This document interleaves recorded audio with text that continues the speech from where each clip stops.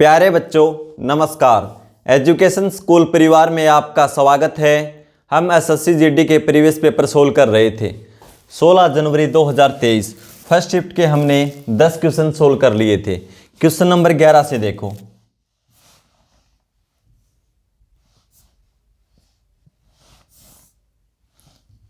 Question number 11, एक निश्चित राशि पर समान ब्याज दर पर 2 वर्ष में वार्षिक चक्रवृद्धि के अधीन चक्रवृद्धि ब्याज और साधारण ब्याज में अंतर उस राशि का 144% है। वार्षिक ब्याज दर ज्ञात करें। भाई हमें रेट निकालनी है। तो देखो भाई अंतर कितना है सीआई और एसआई का, उस राशि का 144% और राशि हम मान लेंगे 100। ठीक है, मैं 2 तरीके बताऊंगा आपको निकाल लेंगे। ठीक है, तो एक तो सीधा फॉर्मूला है। क्या है फॉर्मूला? R बराबर अंडर रूट डी बटा पी इंटू प्रतिशत के लिए गुणा में 100 लिखते हैं। ठीक है, डी क्या है डिफरेंस और पी क्या है प्रिंसिपल यानी मूलधन। तो देखो मूलधन हम मान लेंगे 100 रुपये। ठीक है, और 100 का 144% निकालेंगे तो 144। ठीक है, तो यानी डी हो जाएगा 144, पी हो जाएगा 100 और प्रतिशत के लिए गुणा में 100। ये फॉर्मूला है। ठीक है, अब देखो इसका मान निकालेंगे कितना आ जाएगा, ये लिख लो 12, इसका वर्गमूल 10 और गुणा में 100।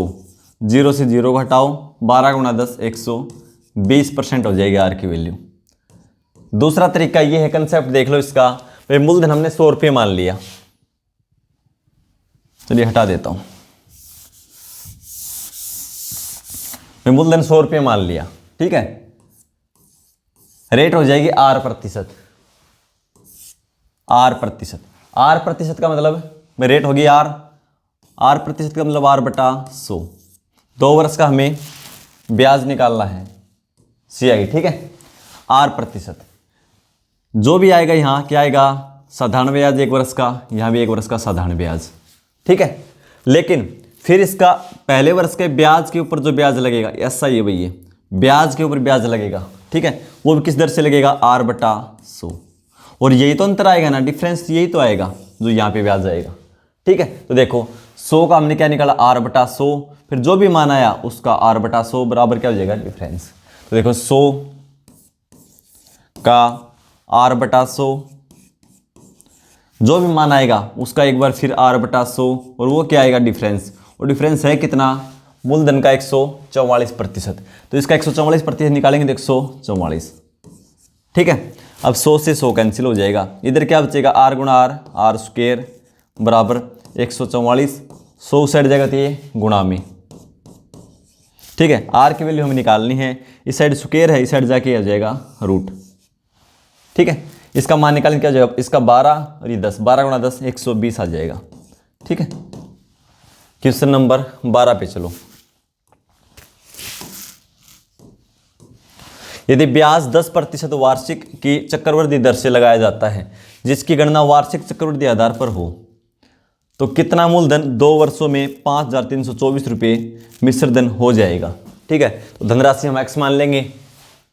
रेट क्या है, 10%। 10% का मतलब 1/10, यानी 10 से कितनी हो जाती है भाई, 11। ठीक है, जो भी धनराशि है वो 11/10 हो जाएगी। 1 वर्ष समय 2 वर्ष से 2 बार लिखो। ठीक है, मिश्र धन कितना हो जाता है, 5324। मिश्र धन क्या होता है भाई, मूलधन प्लस ब्याज। ठीक है, यहां से आप x की वैल्यू निकाल दो या इसको p मान लो, कोई दिक्कत नहीं, प्रिंसिपल। ठीक है, 11 से कैंसिल करेंगे, 4 बार में 44 बचेगा 9, 11 से 88 बचेगा 4, 11 चौके 44, 4 4 8, फिर 11 से हो जाएगा 4 बार में 44, 4 4 बार में 44। p की वैल्यू निकाल ली है। इधर क्या है 44, 10 गुणा 10 100, 44 को 100 से गुणा कर दो, 4400 रुपये है उधन राशि। ठीक है, ऑप्शन 4400 रुपये, ऑप्शन डी हो जाएगा।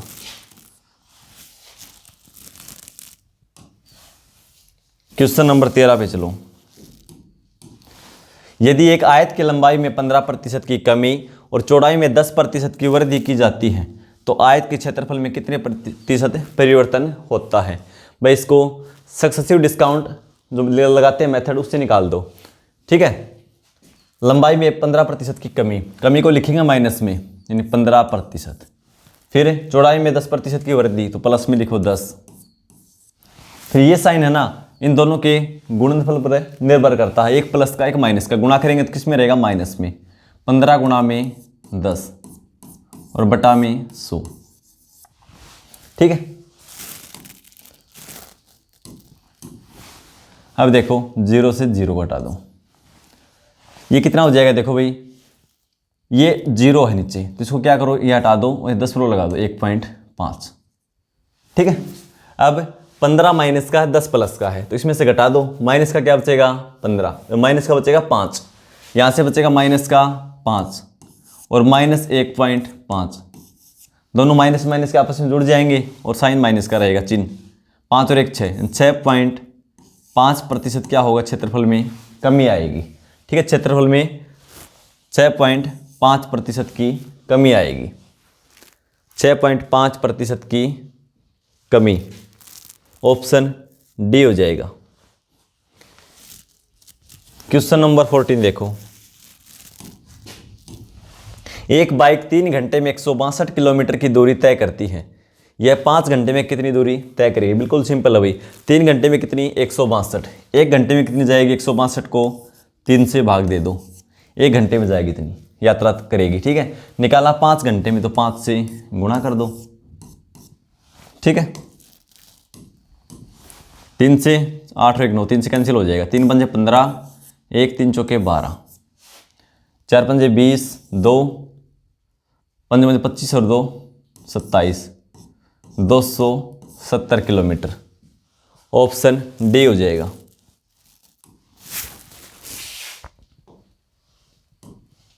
क्वेश्चन नंबर 15, एम एक कार्य को 12 दिनों में कर सकता है, 12 दिनों में, और एन 24 दिनों में पूरा कर सकता है। वे एक साथ शुरू करते हैं, लेकिन काम पूरा होने के 6 दिन पहले एम काम छोड़ देता है। कुल कार्य को पूरा करने के लिए दिनों की संख्या ज्ञात करें। एम करता है 12 दिन में और एन 24 दिन में।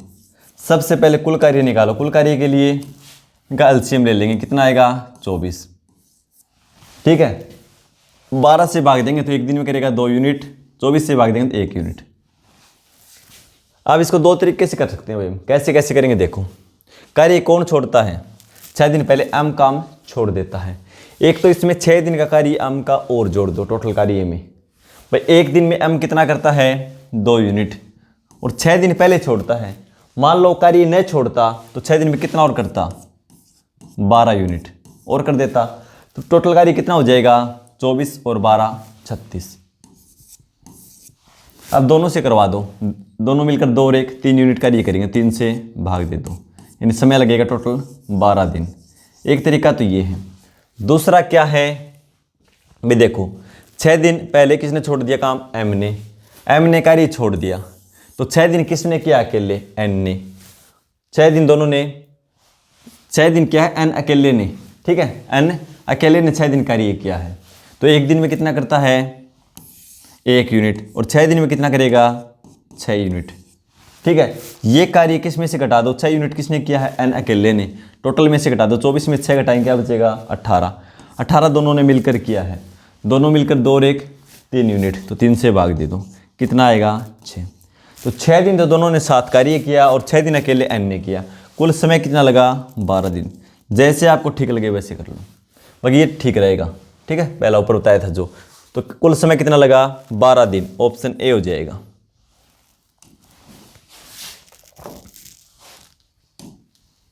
क्वेश्चन नंबर 16, एस ने 40 रुपये प्रति किलोग्राम के मूल्य पर चीनी खरीदी और x रुपये प्रति किलोग्राम की दर से बेचता है। भाई x का मान नहीं बताया क्या है, ठीक है, लेकिन x रुपये प्रति किलोग्राम की दर से बेचता है। भाई बेचने का जो विक्रय मूल्य क्या वो नहीं बताया, वो क्या बता दिया x। वजन तोलने वाली मशीन में खराबी के कारण मशीन 1 किलोग्राम का वजन दिखाती है, जबकि वास्तविक वजन 800 ग्राम है। भाई जब उसके ऊपर तोलते हैं तो 1 किलोग्राम दिखाती है वजन, लेकिन रियल में है कितना वो 800 ग्राम। यदि उसका लाभ प्रतिशत 30% है तो x का मान क्या है, यानी किस दर से उसने चीनी बेची है भाई रियल में, ठीक है, बेची किस दर से है, लाभ तो बता दिया 30% है। तो देखो कैसे निकालेंगे इस क्वेश्चन को। मान लो उसके पास कितना बोल रखा है इसने, 1 किलोग्राम। 1 किलोग्राम वो चीनी तोलता है, तो क्या होता है उसके स्थान पे 800 ग्राम वजन ही रियल होता है, 800 ग्राम। ये रेशियो कर लो भाई, 2 0 से 2 0 कैंसिल हो जाएंगे, 2 से 4 बार, 2 से 5 बार, यानी 4:5। ठीक है। अब देखो भी जो 5 यूनिट क्या होता है वजन दिखाती है, और रियल में है कितना, 4 यूनिट। मूल्य कितना था उसने, किस दर पे खरीदी थी, 40 पे, इस दर पे खरीदी थी, यानी रियल में 5 यूनिट की वैल्यू क्या है, 40 रुपये। ठीक है, देखो कितना गुना हो गई, 5 यूनिट की वैल्यू 40 यानी 8 गुना, तो इसकी भी 8 गुना ही होनी चाहिए, यानी 32। ठीक है भाई, 5 यूनिट चीनी तोलता है तो 4 यूनिट रियल में चीनी होती है वो, यानी 40 रुपये की चीनी तोलेगा वो। मान लो कॉस्ट प्राइस इसी के मूल्य पर लेके चल रहे हैं हम एक बार। ठीक है, तो कितनी चीनी निकली उसकी दुकान से, 32 रुपये की चीनी निकलती है उसकी दुकान से। वे खरीदी थी उसने 40 में, ठीक है, तो उसके 40 की जगह वो 32 रुपये की चीनी ही तोलता है। ठीक है, लेकिन लाभ कितना होता है, 30%। लाभ किस पे होगा, जो उसकी दुकान से वस्तु निकली है, कितनी निकली है, 32 रुपये की, तो इसका ये अपने आप में 100%, 30% लाभ है, तो इसका 130% निकाल दो। तो 32 का 130% निकालेंगे तो 13/10, 13/10 कैंसिल तो होगा नहीं कि ऊपर 5 नहीं है, तो यहीं 10 लगा दो भाई, 13/10 था ये, यानी 130% निकाल दिया मैंने। इसका गुणा कर दो, 13 गुणा 2 26, 2 39 और 2 41, यानी एक्स की वैल्यू कितनी है, 41.6 रुपये प्रति किलोग्राम। यानी वो किस दर से बेचता है भाई, विक्रय मूल्य तो उसका यही है 41.6 रुपये प्रति किलोग्राम, लेकिन गलती कहाँ होती है मशीन में, वो 1 किलोग्राम के स्थान पर 800 ग्राम ही तोलती है, इसलिए उसका लाभ होता है। ठीक है, तो विक्रय मूल्य क्या हो जाएगा, एक्स का मान, यानी बेचता, देखो x रुपये प्रति किलोग्राम की दर से बेचता है, ये एक ही बात है। विक्रय मूल्य मान लो या x की वैल्यू कितनी है, 41.6 रुपये, ऑप्शन डी हो जाएगा। क्वेश्चन नंबर 17 देखो, रानी एक निश्चित चाल से घर से स्कूल जाती है और 50 किलोमीटर प्रति घंटा की चाल से घर वापस आती है। यदि उसके घर और स्कूल के बीच की दूरी 20 किलोमीटर है तो और पूरी यात्रा की औसत चाल 37.5 किलोमीटर है, तो घर से स्कूल तक की उसकी चाल क्या थी। भाई एक साइड की चाल दे रखी है, घर से स्कूल जाती, देखो घर से स्कूल जाते टाइम की चाल नहीं दे रखी, वापसी की चाल दे रखी है कितनी, 50 किलोमीटर प्रति घंटा, और औसत चाल बता रखी है। औसत चाल हम कैसे निकालते थे, दूरी कांस्टेंट है ना, सेम है दूरी, घर से स्कूल, स्कूल से घर। ठीक है, तो कैसे निकालते थे भाई, एक्स की स्पीड से जाता है और वाई की स्पीड से वापसी आता है, तो कैसे निकालते थे औसत चाल, 2x y बटा x प्लस वाई, ये होता था ना किसका, औसत चाल का, औसत चाल। ठीक है, तो देखो 2xy,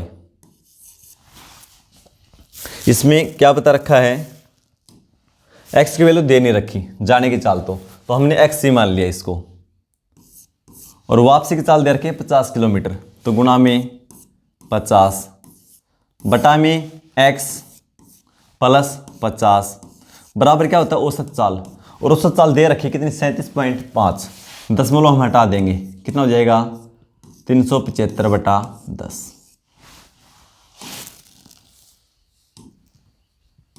ठीक है, 5 से कैंसिल करो, 5 7 35, 2 5 25, 5 से 2, अब ये गुणा में है, 25 से कैंसिल कर लो 2 बार में, और 25 से 3 बार में। अब क्रॉस गुणा कर दो, इधर क्या है, 2 गुणा 2 4x, ये 2 इस साइड जाएगा गुणा में, तो 2 इस साइड जाएगा गुणा में हो जाएगा, 2 गुणा 2 4, 4 गुणा 2 8 गुणा x, यानी 8x की वैल्यू कितनी हो जाएगी, बराबर 3 की x के साथ करेंगे 3x प्लस 50 गुणा 3 150, हमें चाहिए x की वैल्यू, तो x वाला एक तरफ कर लो, 3x इस साइड आएगा तो ये माइनस का, तो 8 में से 3 घटा देंगे, 5x बराबर 150, 5 से कैंसिल कर दो, कितना आ जाएगा 30। x क्या माना था हमें, जाते समय की चाल, तो कितनी हो जाएगी 30 किलोमीटर पर आवर। ठीक है, 30 kilometre per hour, option C. Question number 18, Ravi एक दीवार को 6 घंटे में सजा सकता है, जबकि अंकिता उसी दीवार को 10 घंटे में सजा सकती है। वे एक साथ मिलकर कार्य करते हुए दीवार को कितने घंटे में सजा लेंगे? यानी रवि और अंकिता, रवि 6 घंटे में और अंकिता 10 घंटे में। कुल काम के लिए एलसीएम कितना आ जाएगा? 30। 6 से भाग देंगे तो 5 यूनिट, 10 से भाग देंगे तो 3 यूनिट। यानी रवि 1 घंटे में 5 यूनिट और अंकिता 1 घंटे में 3 यूनिट कार्य करती है। कुल कार्य कितना है? 30। ठीक है, दोनों मिलकर करते हैं तो 5 और 3 8 यूनिट, 8 से भाग दे दो, 2 से कैंसिल करेंगे 15, 2 से 4, 15/4, 4 तिया 12, बचेगा 3, 4 सत्ते 28, बचेगा 2 4 5 20। यानी 3.75 घंटे में उस कार्य को कंप्लीट कर देंगे। 3.75 घंटे, ऑप्शन सी हो जाएगा।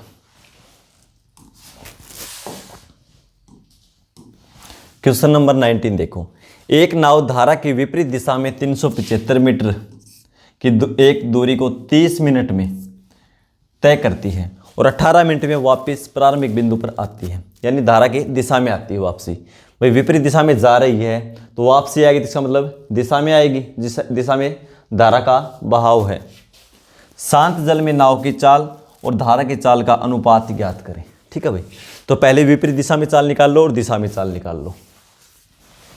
विपरीत दिशा में चाल निकाल लो, विपरीत में और एक धारा की दिशा में चाल। पहले चाल निकालो, ये दोनों चाल हमारे पास आ जाएंगी क्योंकि दूरी भी है और समय भी है। ठीक है, चाल आ जाएगी। शांत जल में चाल कैसे निकालते हैं? दोनों चालों को जोड़ के 2 से भाग। धारा की चाल कैसे निकालते हैं? दोनों के अंतर को 2 से भाग। ठीक है, अब देखो विपरीत दिशा में 375 मीटर जाती है, 30 मिनट में 30 मिनट का समय लेती है, तो दूरी कितनी है? 375 बटा में समय। कोई दिक्कत नहीं, समय मिनट में रहने दो, हमें रेशियो निकालना है। ठीक है, kilometre per our, metre per hour निकालने की जरूरत, मीटर पर सेकंड निकालने की हमें जरूरत नहीं है। तो दूरी ये है, समय 30 मिनट। ठीक है, वापसी में दूरी सेम है और समय 18 मिनट। तो दोनों चाल निकाल लो कैसे?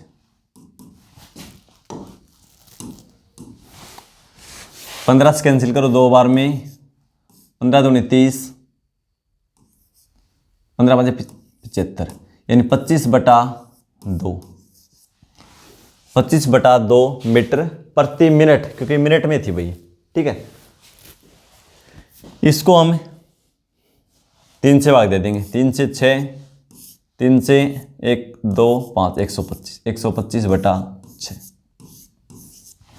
ठीक है, अब देखो दोनों को जोड़ना है, जोड़ के 2 से भाग दे देंगे तो क्या आ जाएगा? शांत जल में चाल, और दोनों के अंतर को 2 से भाग दे देंगे तो धारा की चाल। ठीक है, अब क्या करो इसको, देखो a/b की फॉर्म में ये हटा दो बटा में, एलसीएम लेके दोनों से गुणा कर दो। दोनों का एलसीएम देखो, 2 और 6 का एलसीएम ले लो, कितना आ जाएगा? 6। तो दोनों को 6 से गुणा कर दो। ठीक है, 6 से 6 कैंसिल हो जाएगा, ये हो जाएगा 125 और ये 75। ठीक है, मीटर पर सेकंड, किलोमीटर पर आवर से हमें कोई मतलब नहीं है, हमें रेशियो निकालना है। ठीक है, इसलिए मैंने नहीं बदला इसको। अब देखो, एक तो पूछा है धारा की चाल, दोनों चाल निकालनी है। एक तो नाव की चाल और एक धारा की चाल का रेशियो निकालना है। शांत जल में नाव की चाल निकालनी हो तो विपरीत दिशा में चाल और दिशा में चाल दोनों जोड़ दो। 75 और 125 जोड़ देंगे, कितना हो जाएगा? 200, और 2 से भाग कर दो। ठीक है, धारा की चाल निकालनी हो तो दोनों के अंतर को 2 से भाग कर दो।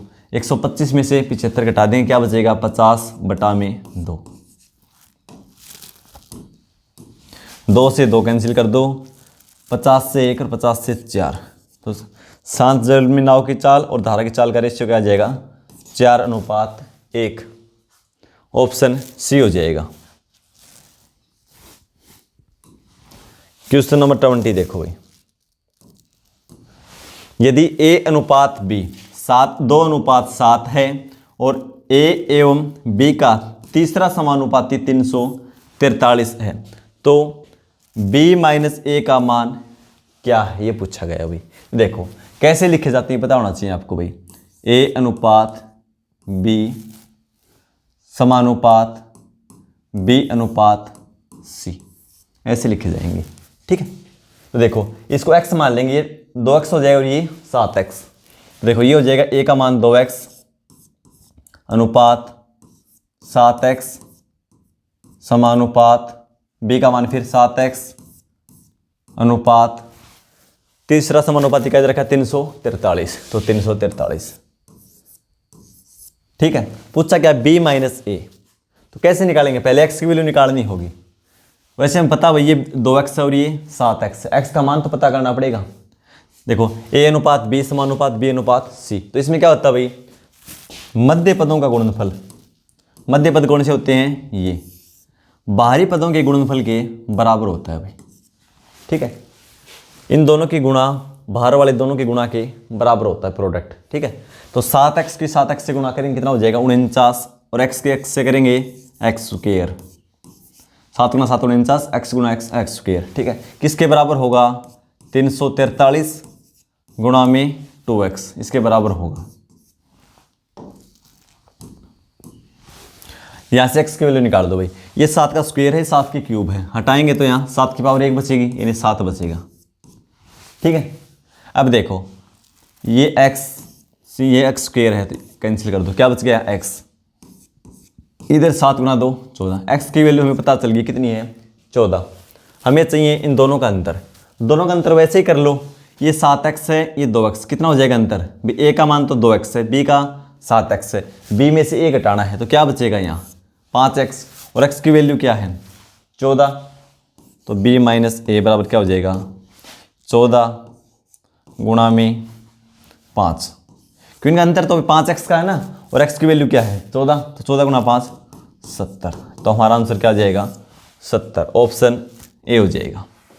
तो इस शिफ्ट के हमने 20 क्वेश्चन सोल्व कर लिए हैं। मिलते हैं अगली क्लास में, धन्यवाद।